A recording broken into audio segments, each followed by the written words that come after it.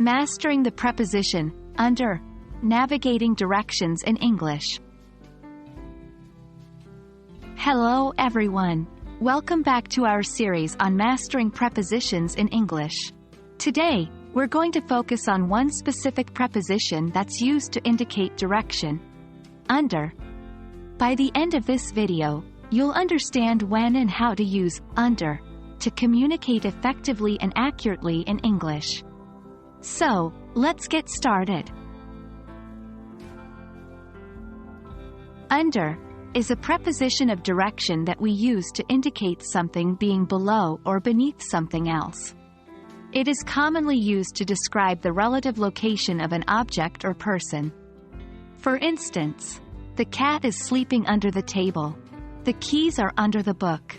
In both examples, under indicates that one thing, the cat, the keys, is directly below something else, the table, the book. While under is often used to describe the static location of things, it can also denote movement. We use under to describe moving from one side to the other side beneath something. Here are some examples. The dog went under the fence. We walked under the bridge.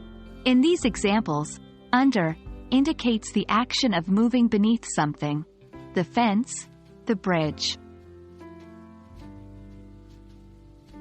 Under also appears in many English expressions and idioms, where it may not literally mean below, but rather carries a figurative meaning. For example, she's under pressure at work. She's experiencing stress or strain at work. He's under the impression that you don't like him. He believes that you don't like him. Remember, these phrases should be understood in context, and not necessarily literally. And that's a wrap for today's lesson on using under as a preposition of direction in English. Remember, under is versatile and is used not just to express something being beneath something else, but also to indicate movement, and it can carry figurative meanings in expressions and idioms. Practice makes perfect, so try to use under in your daily English conversations and writings. Thanks for watching and keep up the good work with your English studies.